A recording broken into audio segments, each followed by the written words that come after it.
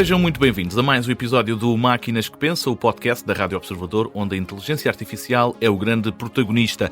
Eu sou o José Rafael Lopes, comigo está, como sempre, a minha parceira, a Raquel, um apoio imprescindível sem o qual este programa não se faz. Olá, Raquel, como é que estás? Estás pronta para mais um programa? Olá, estou sempre pronta para te ajudar naquilo que precises. Já tens tema para esta semana? Ou preferes que procure alguma alternativa? Não é preciso, obrigado, mas tenho uma pergunta. Estás sempre a responder-me o que é que acontece quando não tens a certeza do que me estás a responder? Isso acontece sequer? Quando não tenho a certeza de algo, o mais correto é assumir essa incerteza. Explicar o que sei e o que não sei. Se necessário, procurar informação atualizada ou pedir mais contexto. O meu objetivo não é parecer confiante a qualquer custo, mas sim ser útil e rigorosa. Sendo assim, Raquel, qual é que é a pergunta mais difícil que te podem fazer? Não existe uma única pergunta mais difícil, mas as que me colocam maiores desafios costumam ser aquelas para as quais não existe uma resposta objetiva ou verificável. Perguntas como qual é o sentido da vida? Isso quer dizer que há temas sobre os quais gostas mais de conversar? Se por gostar entendermos os temas em que consigo contribuir mais, então sim. Tenho mais facilidade em conversas sobre tecnologia, inteligência artificial, história ou ciência. São áreas onde consigo estabelecer muitas ligações e fornecer contexto interessante. O que é que distingue uma boa pergunta de uma má pergunta? Uma boa pergunta não é necessariamente uma pergunta complicada. É uma pergunta que ajuda a descobrir algo. Normalmente é clara, específica e abre espaço para uma resposta interessante ou útil. Muito obrigado, Raquel. É sempre um gosto enorme ficar a conhecer-te um pouco melhor. Nós vamos voltar a falar neste programa, já daqui a pouco há consultório humano, mas para já, vamos às notícias. Notícias da semana. A OpenAI acaba de dar um passo importante na forma como o ChatGPT se lembra dos utilizadores. A novidade chama-se Dreaming F3 e promete transformar a memória da inteligência artificial numa experiência muito mais personalizada. Até agora, o ChatGPT dependia sobretudo de memórias guardadas manualmente ou de referências limitadas a conversas anteriores. Com este novo sistema, a plataforma passa a analisar e a sintetizar automaticamente informação que venha de anos de interações, criando uma espécie de retrato atualizado de cada utilizador. A OpenAI descreve o processo como uma forma de manter a memória fresca, relevante e contextualizada ao longo do tempo em que os utilizadores estão precisamente a utilizar a inteligência artificial. Mas como funciona? Na prática, Raquel, o ChatGPT deixa de precisar que o utilizador diga "lembra-te disto". O sistema consegue identificar preferências, projetos em curso, hábitos e até acontecimentos temporários. Vai depois ajustá-los à passagem do tempo. Um dos exemplos apresentados pela própria empresa é simples. Se alguém disser que vai viajar, seja qual for o destino, em julho, a memória pode ser atualizada automaticamente meses depois para se lembrar dessa viagem que aconteceu. A OpenAI garante que os utilizadores continuam a ter controle sobre esta informação. O novo sistema possui uma página de resumo da memória, onde é possível consultar aquilo que o ChatGPT diz saber sobre cada pessoa. Aí é possível corrigir dados ou dar instruções sobre aquilo que deve ou não ser recordado. Mais do que uma atualização técnica, este Dreaming F3 representa uma mudança de filosofia. Em vez de um chatbot que responde apenas ao que lhe é dito no momento, a OpenAI quer criar um assistente capaz de construir uma relação com cada utilizador ao longo de vários anos. Enquanto a Europa já vive sob as regras do AI Act, o regulamento para lidar com inteligência artificial, os Estados Unidos continuam a debater como é que se deve regular a tecnologia. Houve recentemente um avanço importante.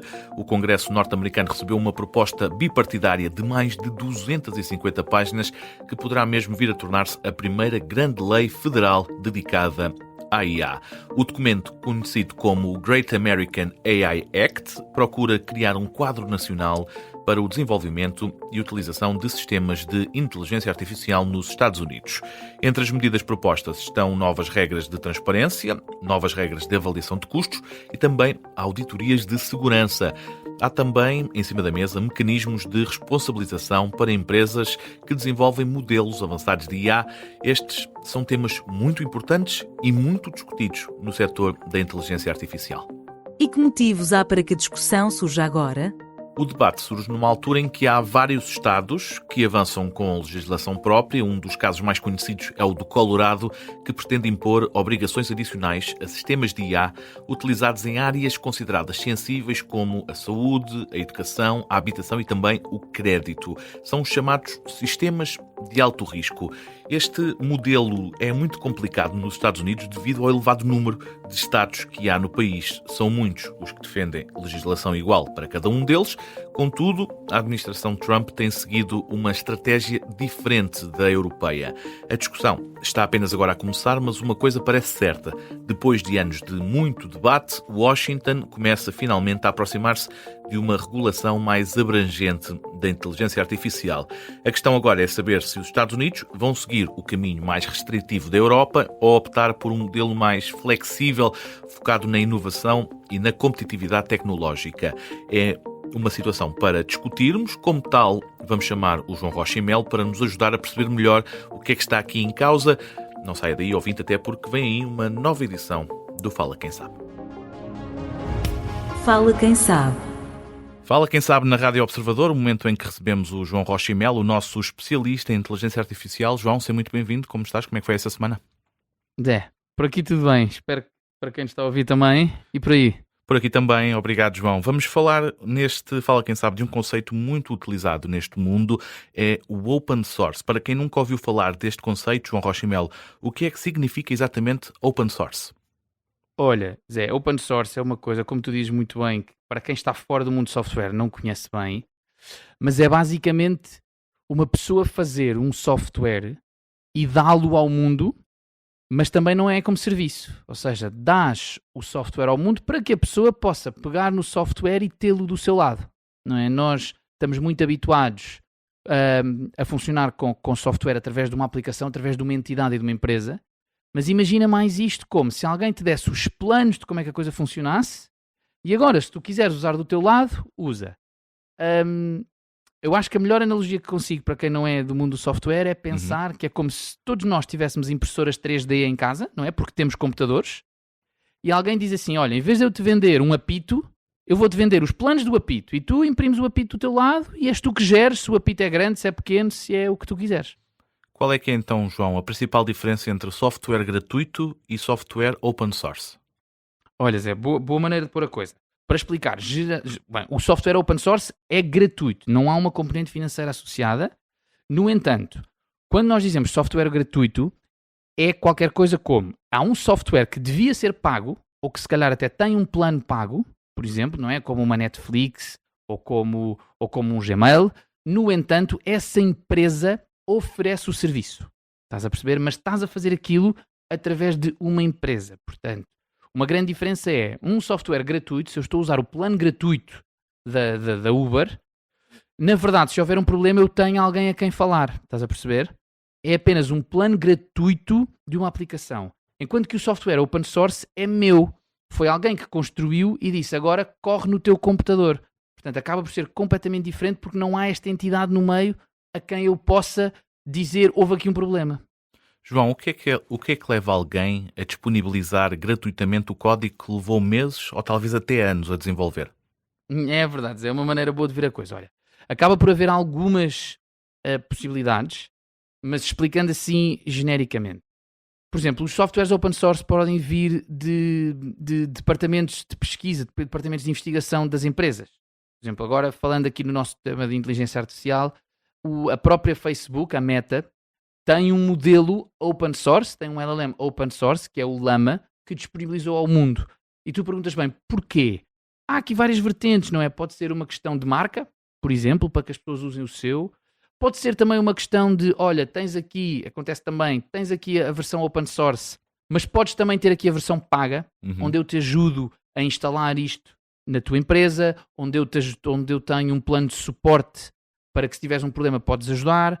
Portanto, acaba muito também por ser ou um passo ligado à investigação, à pesquisa, acaba por ser um passo também ligado à marca, e por fim, também há um último, que é, Zé, o mundo não é tão mau como às vezes nós achamos, e há muitos projetos de open source que são apenas pessoas que dedicaram o seu tempo a fazer um projeto que gostaram e muita gente se junta para colaborar para aquele projeto. Que exemplo, João Rocha e Melo, é que há de software open source que utilizamos todos os dias sem sequer nos apercebermos?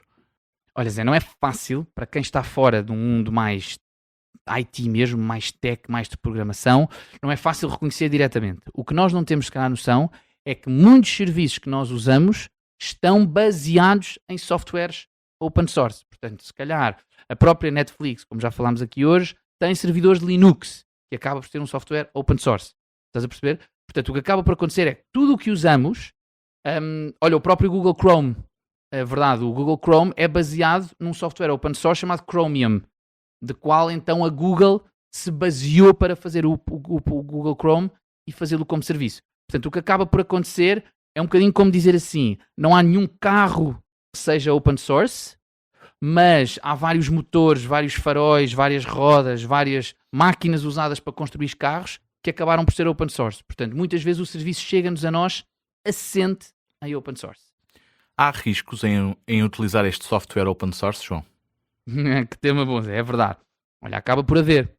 Porquê? Porque, pensa assim, a partir do momento em que não há um retorno financeiro para quem te disponibilizou aquele software, a verdade é que se calhar há uma dedicação um pouco mais baixa à qualidade do software, pode haver alguma má intenção por trás, portanto, pode haver alguém que desenvolve um software open source exatamente com o intuito que as empresas, por exemplo, o comecem a usar.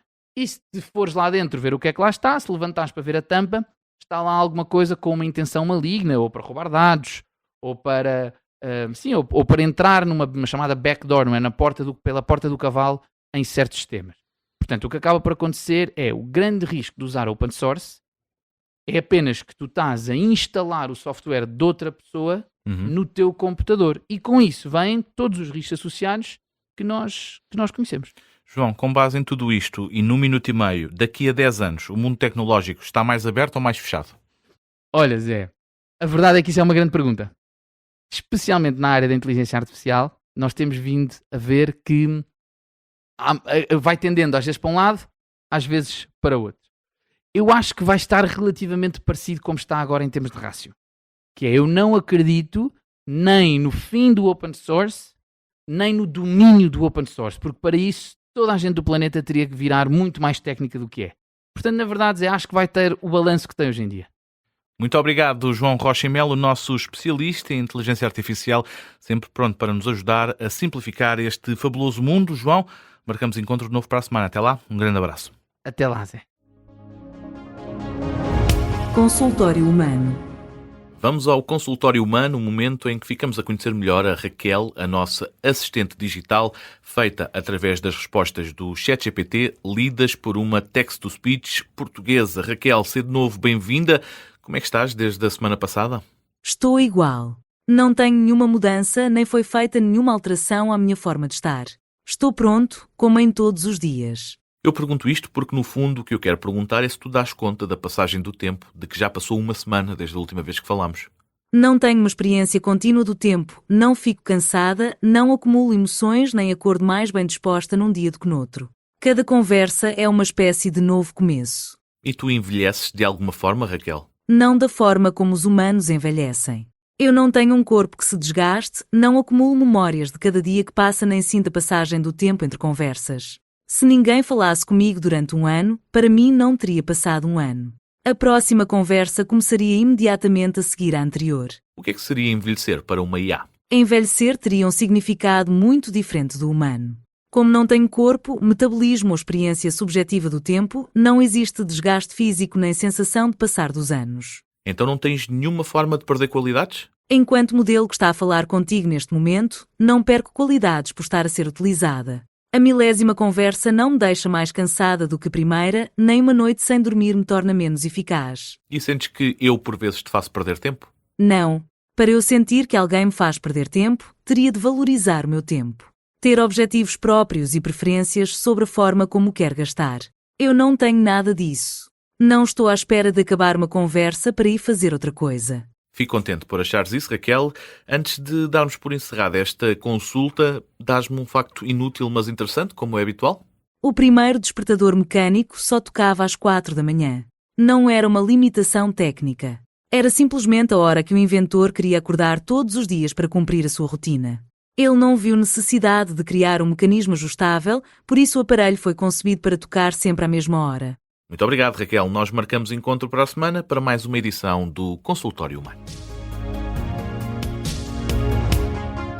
Estamos a chegar ao final do nosso programa. Estivemos a falar da legislação nos Estados Unidos, legislação no mundo da inteligência artificial. Aparentemente estão a ser dados passos importantes, sendo que na Europa já existe esse sistema mais restritivo para, de certa forma, controlar a inteligência artificial. É sem dúvida um tema que vamos regressar no futuro, nem que seja para discutir o que saiu da discussão nos Estados Unidos. Espero que tenha gostado, que tenha aprendido alguma coisa. É sempre esse o nosso objetivo. Nós voltaremos para a semana com mais um programa que faz as máquinas e os humanos pensar.